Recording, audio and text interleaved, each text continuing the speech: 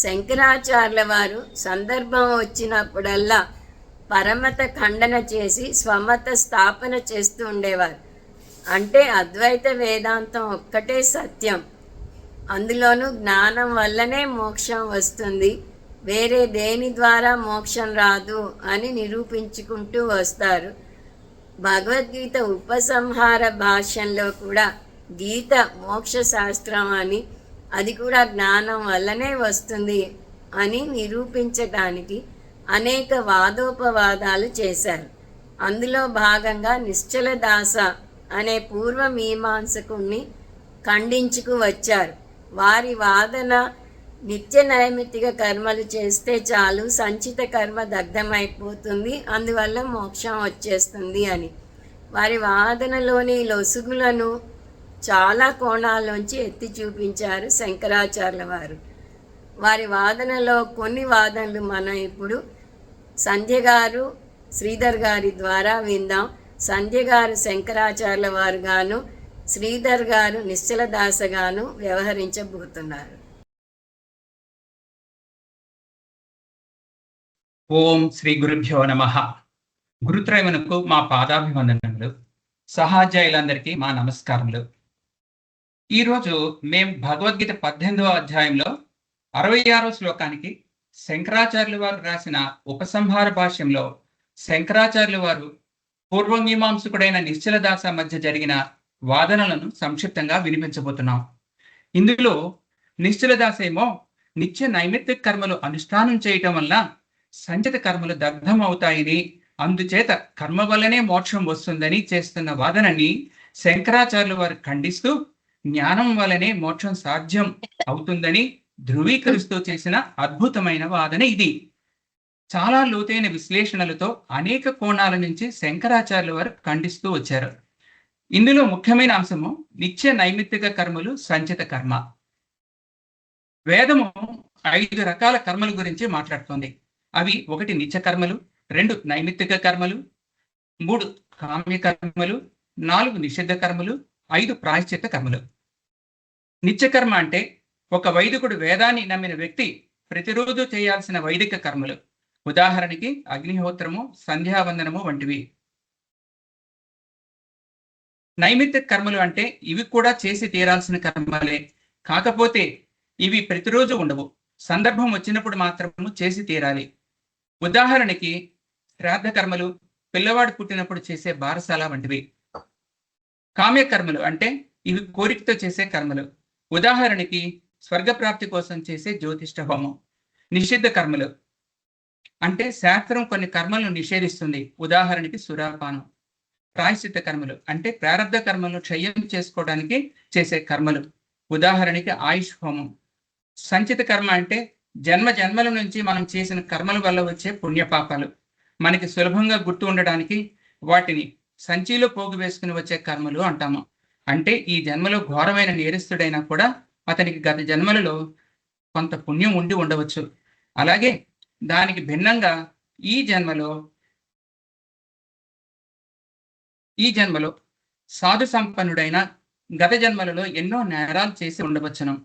ప్రారబ్ధ కర్మ అంటే ఆ సంచిత కర్మలలో నుంచి కొన్ని ఫలించి మనం ఈ జన్మలో ఈ మనుష్య జన్మ ఎత్తి ఇప్పుడు కష్ట సుఖాలు అనుభవిస్తున్నాము. ఈ కర్మల వల్లే మనకి ఈ శరీరం వచ్చింది. ఆగామి కర్మ అంటే ఈ శరీరంతో ఈ జన్మలో ఇంకొన్ని కర్మలు చేస్తాము. ఈ జన్మలో చేసిన ఈ కర్మలకి వచ్చే ఫలాన్ని ఆగామి కర్మ అంటారు. ఈ వాదనలలో శంకరాచార్యులుగా శ్రీమతి సంధ్య మరియు పూర్వమీమాంసునిగా నేను అంటే శ్రీధర్ వ్యవహరించబోతున్నాము. మా ఈ చిన్ని ప్రయత్నానికి గురువుల ఆశీర్వాదం కోరుతూ ఇక వాదనలోనికి ప్రవేశించేద్దాం. ఓ శంకరాచార్య, మీరు జ్ఞానం వల్లనే మోక్షం వస్తుంది అని అంటున్నారు కదా, కానీ మా ఐక్యభవిత వాదన ప్రకారం కర్మ వల్లనే మోక్షం వస్తుంది. మోక్షం పొందడానికి జ్ఞానం వరకు వెళ్ళనవసరం లేదు. అసలు ఆ మాటకు వస్తే జ్ఞానమే అవసరం లేదండి. అది ఎలా సాధ్యం అనుకుంటున్నారు? అది ఎలా అంటే నిత్య నైమిత్తిక కర్మలు చేస్తే కలిగే శారీరక శ్రమ వలన వచ్చే దుఃఖం వల్ల సంచిత కర్మ క్షయమవుతుంది. అలా ఒక్క జన్మలోనే కర్మలన్నీ క్షయం చేసుకుని మోక్షం పొందవచ్చు. నిత్య నైమిత్తిక కర్మలు చేస్తే పుణ్యం రాదు, కానీ చేయకపోతే ప్రత్యవాయు పాపం వస్తుంది. కనుక అవి చేస్తే పాపం 0 అయిపోతుంది. అలాగే కామ్యకర్మల వల్ల పుణ్యము, నిషిద్ధ కర్మల వల్ల పాపము వచ్చి చేరతాయి. పుణ్యపాపాలలో ఏదొచ్చినా కూడా మరు జన్మ తప్పదు. అందుకనే వచ్చే జన్మ రాకూడదు అంటే పుణ్యము ఉండకూడదు, పాపము ఉండకూడదు. కాబట్టి కామ్య నిషిద్ధ కర్మలు చేయకండి. పుణ్యము రాదు, పాపము రాదు. అప్పుడు ఇలా తెలివిగా చేయవలసిన, చేయకూడని కర్మలను అనుష్ఠానం చేయటం వల్ల సులభంగా జన్మరాహిత్యం పొందవచ్చును, అంటే మోక్షం సాధ్యం అవుతుంది. కనుకనే కర్మల వల్ల మోక్షం వస్తుంది అంటాము మేము. అయితే మీరన్నట్లు జ్ఞానం వల్ల మోక్షం రాదు సరికదా, దీనివల్ల నరకానికి పోతారు. అది ఎలా అంటే, జ్ఞాన మార్గంలో అద్వైతులు సన్యాసం తీసుకుని జ్ఞానం పొంది తద్వారా మోక్షం పొందాలని చెప్తారు. అంటే వీళ్ళు సన్యాసం తీసుకుంటే గృహస్థులు చేసే నిత్య నైమిత్తిక కర్మలు చెయ్యరు. నిత్య నైమిత్తిక కర్మలు చేయకపోతే ఏమవుతుంది? ప్రత్యవాయు పాపం వస్తుంది. ప్రత్యవాయు పాపం వస్తే ఏమవుతుంది? నరకానికి పోతారు. పూర్వమీమాంసక మీరేమో జ్ఞానేన న మోక్ష అంటున్నారు, మేమేమో కర్మణ న మోక్ష అంటున్నాము. అంటే ఏ రకంగా చూసినా మోక్షం అనేది రాదు అన్నట్టే ఉంది. కానీ ఇది చాలా పెద్ద సమస్య అయిపోతుంది కదా. కర్మఫలం అనేది అనిత్యం కాబట్టి కర్మల వల్ల మనకి మోక్షం రాదు. మీరు ఏదైతే చెప్తున్నారో అది సత్యం కాదు. సో ఇది అనిర్మోక్ష ప్రసంగం కూడా అయిపోతుంది. శంకరాచార్య, మీరు కంగారు పడకండి. ఇక్కడ అనిర్మోక్ష ప్రసంగం ఏమీ లేదు. మీకు మోక్షం వచ్చే మార్గం మేము చూపిస్తాం కదా. నిజానికి మోక్షం అనేది మన స్వస్వరూపం. దీనికి గల పుణ్యపాపాల ఆటంకాలు తొలగించేస్తే అది స్ఫురిస్తుంది మీకు. అందుకని మీరు నిత్య నైమిత్తిక కర్మలు చేయండి, కామ్య నిషిద్ధ కర్మలు చేయకండి. అప్పుడు మీ కర్మ బ్యాలెన్స్ 0 అయిపోతుంది. అప్పుడు అప్రయత్న సిద్ధం కైవల్యం, అంటే మీరు ప్రయత్నం చేయకుండానే మోక్షం పొందుతారు. ఉదాహరణకి అద్దానికి ఉన్న మురికిని తొలగిస్తే దానిలో ప్రతిబింబం సుస్పష్టంగా కనిపించినట్లుగా మీ పుణ్యపాపాలనే మురికిని తొలగిస్తే మీ స్వస్వరూపం తేటతెల్లమవుతుంది. ఏమంటారు? మీరు చెప్పిన దాంట్లో కొంతమేరకు అంగీకరిస్తాం. పుణ్యపాపాన్ని తప్పించుకోవచ్చు, వాటి విలువ 0 అన్నారు, నిజమే. కానీ మరి సంచిత కర్మల మాట ఏంటి? జన్మ జన్మలుగా వస్తున్నటువంటి స్వర్గ నరకాది ఫలాలవి, వాటిని అనారబ్ధ కార్యం అంటాం మేము. అంటే అనారబ్ధ కార్యం అంటే ఏంటి? ఇంకా ప్రారంభం కాని కర్మలు. ప్రారంభమే కాని వాటికి ఫలం ఎక్కడి నుంచి వస్తుంది?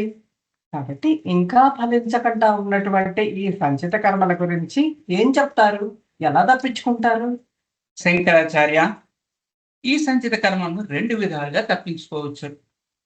ఒకటి, నిత్య నైమిత్తిక కర్మలు చేయటం వలన, అలా చేయటం అనేది శారీరక శ్రమతో కూడుకుని మనకు దుఃఖం కలుగుతుంది.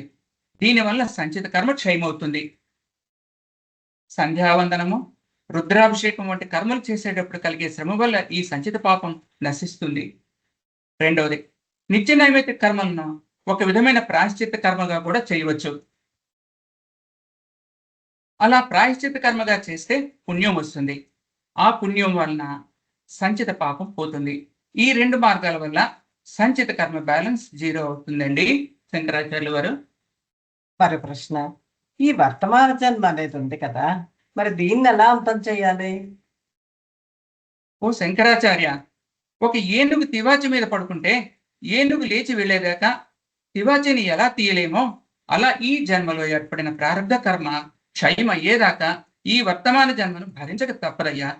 దీనికి వేరే ప్రత్యామ్నాయమే లేదు. మీరు అలా చెప్తున్నారు, కానీ పూర్వమీమాంసక జ్ఞానం వలన మాత్రమే మోక్షం వస్తుంది. ఈ విషయం మేము శృతి, స్మృతి, యుక్తి, ప్రమాణాలు 3 ద్వారా కూడా రుజువు చేయగలం. ప్రమాణాల సహితంగా చెప్పగలం. అవేంటంటే, పురుష సూక్తంలో నాణ్యపంథ విచ్యతే అయనాయ అని చెప్పబడింది. అంటే జ్ఞానం తప్ప మోక్షం పొందడానికి వేరే ఏ మార్గము లేదు అని చెప్పబడింది. అలాగే శ్వేతాశ్వతర ఉపనిషత్తులు విదిత్వా ఏవ అతి మృత్యుం ఏతి అని చెప్పబడింది. అంటే జ్ఞానం పొందితేనే మృత్యువుకు అతీతంగా ఎదుగుతాడు, అమృతం పొందుతాడు. అమృతం అంటే మోక్షం, మోక్షం పొందగలడు. ఇవి శృతి ప్రమాణానికి సంబంధించినవి ఇవి రెండు. ఇంకా స్మృతి ప్రమాణం తీసుకుంటే జానాత్ కైవల్యం ఆప్నోతి అని వస్తుంది. అంటే జ్ఞానం పొందితే మాత్రమే మోక్షం వస్తుంది అని అర్థం. ఈ రెండు ప్రమాణాలు కాకుండా యుక్తి ప్రమాణంలో కూడా చెప్తాము. మీరు నిత్య నైమిత్తిక కర్మలు చేస్తే సంచిత పాపం పోతుంది అన్నారు, బానే ఉంది. మరి సంచితంలో పాపంతో పాటు పుణ్యం కూడా ఉంటుంది కదా, దాని సంగతి ఏంటి? మరి సంచిత పుణ్యాన్ని ఎలా పారుత్రులుతారు? పూర్వోపాత దురిత అనారబ్ధ కర్మ అంటే పూర్వజన్మల్లో చేసినవి ఆ సంచిలో ఉండి ఇంకా ఫలించలేదు కదా, ఆ ఫలించనివి అంటే ఇంకా ఆరంభమే అవ్వాలి. ఆరంభం అవ్వని వాటిని ఎలాగా చేస్తారు మీరు? మరి ఆ పుణ్యాన్ని గురించి మీ జవాబు ఏంటి? ఇంతటి శృతి స్మృతి యుక్తి ప్రమాణాలని మీరు ఎలా కాదంటారు? మా ఉద్దేశంలో ఆకాశాన్ని చాప చుట్టలా చుట్టడం అనేది ఎలా అసాధ్యం అవుతుందో, మీ కర్మల వల్ల మోక్షం పొందడం అన్నది కూడా అంతే అసాధ్యం. శంకరాచార్య, సంచిత కర్మ అని ప్రాకులాడుతున్నది మీరే. మీ సంచిత కర్మ ప్రారంభ కర్మ అనే విభజన మీకే ఉంది, ఉన్నది ఒకటే. అందుకని కర్మక్షయం అవుతుంది అంటే మీ భాషలో సంచిత కర్మే క్షయం అవుతుంది అన్నమాట. ఏమంటారు? మీరు చెప్పినట్టు నిత్య నైమిత్తిక కర్మం చేస్తే సంచిత పాపం క్షయం అవుతుంది అని అంగీకరించిన సంచిత పుణ్యం క్షయం అవ్వదు కదా. ఇంకా ఇంకో విషయం ఏంటంటే కామ్య నిషిద్ధ కర్మలు చెయ్యొద్దు అన్నారు. మనిషి అన్నాక రాగద్వేషాలు లేకుండా ఉండవు కదా. అజ్ఞాని జ్ఞానం పొందకపోతే ఎలా మరి? తప్పనిసరిగా వాళ్ళు కర్మలు చేసే తీరుతారు. కర్మలు చేశారంటే ఫలితం వస్తుంది కదా. ఎలా తప్పించుకుంటారు కామ్య నిషిద్ధ కర్మల్ని?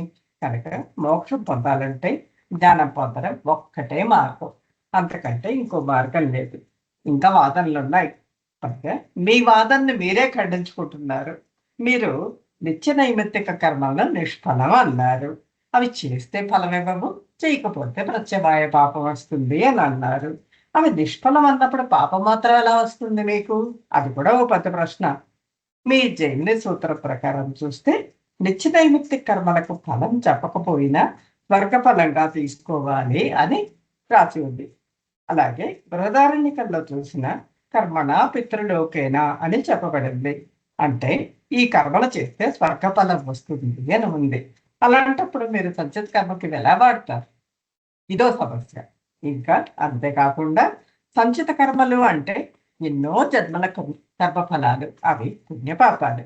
ఈ అనేక రకాల కర్మలకు ఫలాలు విభిన్న అనుభవాలుగా ఉంటాయి. అవన్నీ ఒక్క జన్మలోనే తీరిపోవు.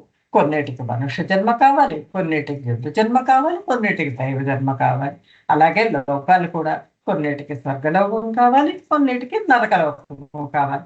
ఇవన్నీ ఒక్క జన్మలో అసాధ్యమైపోతాయి. సో ఖచ్చితంగా అన్ని జన్మలు ఉండాల్సింది. ఇవన్నీ ఒక జన్మలో అనుభవించలేరు కదా. మీ నిత్య నైమిత్తిక కర్మల వల్ల ఇవన్నీ ఎలా మాయమైపోతాయి? ఈ ప్రకారంగా నిత్య నైమిత్తిక కర్మల్లో ఇవన్నీ అయిపోతాయి అంటున్నారు. కానీ నిత్య నైమిత్తిక కర్మలు చేస్తే ఏంటి వస్తుంది? మీకు తాత్కాలికమైనటువంటి చిన్న చిన్న నొప్పులు బాధలు వస్తాయి. వాటితో విశేషమైన పాపాలు మన సంచిలో ఎన్ని ఉంటాయి, ఆ సంచిలో ఉన్న పాపాలన్నిటిని ఎలా పోగొట్టుకోగలుగుతాం? మనం సామాన్య బాధలు పారద్రోలగలంగానే విశేష బాధలను పారద్రోలలేము.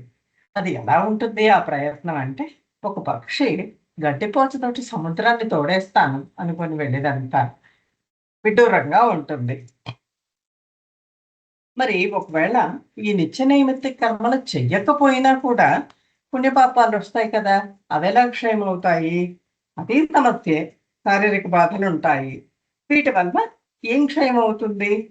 నా ప్రశ్న సంచిత కర్మలను ఈ జన్మలోనే ఎలా క్షయం చేస్తారు అని. మీరు నిత్య నైమిత్తిక కర్మల వల్ల అనుష్ఠానం వల్ల కలిగే దుఃఖం సంచిత కర్మలను పారద్రోలుతుంది అని అన్నారు. కానీ మనం అసలు అనుభవిస్తున్నాం అంటేనే అది సంచితం కాదు, అది ప్రారంభం అయితేనే మనం అనుభవిస్తాం. సంచితం అంటే అప్రసూత ఫలస్య, అంటే ఇంకా ఫలవంతం కానిది. క్షయం ఎలా అవుతుంది మరి? మీమాంస శాస్త్రం ప్రకారమే ఏదన్నా దృష్ట కారణం వల్ల దృష్ట ఫలం కనబడుతుంది. అదృష్ట ఫలం గురించి చెప్పకూడదు. నిత్య నైమిత్తిక కర్మలు చేస్తే కలిగే దృష్ట ఫలం శారీరక బాధలు, కాళ్ళు నొప్పులు, శరీర నొప్పులు. దీన్ని తీసుకెళ్లి అనవసరంగా సంచిత కర్మకు ప్రారంభ కర్మకు ఎందుకు కలుపుతున్నారు మీరు? మరి మీ మీమాంస సూత్రం ప్రకారం నైమిత్తిక కర్మకి ప్రాయశ్చిత్త కర్మకి కూడా కొన్ని పోలికలు ఉన్నాయి. వాటికి షరతులు వర్తిస్తాయి. ఎలా ఉంటాయి అవి? నిత్య కర్మలు చేయాలంటే మనిషై ఉండాలి, వైదికుడై ఉండాలి, గృహస్థై ఉండాలి, జీవించి ఉండాలి. ఇవన్నీ సాధ్యపడితేనే, ఈ నియమాలన్నీ మనం ఫుల్ఫిల్ చేయగలిగితేనే మనకి ఇది సాధ్యపడుతుంది. ప్రారంభ కర్మ క్షయమవుతుంది. సన్యాసికి నిత్య నైమిత్తిక కర్మలు ఉండవు కదా, కానీ వాళ్ళకు కూడా ప్రారంభ కర్మ క్షయం అవుతుంది. నిజానికి నిత్య నైమిత్తిక కర్మలు పాపం క్షయం కావడం కోసం కాదు, పుణ్యం తెచ్చుకోవడం కోసం.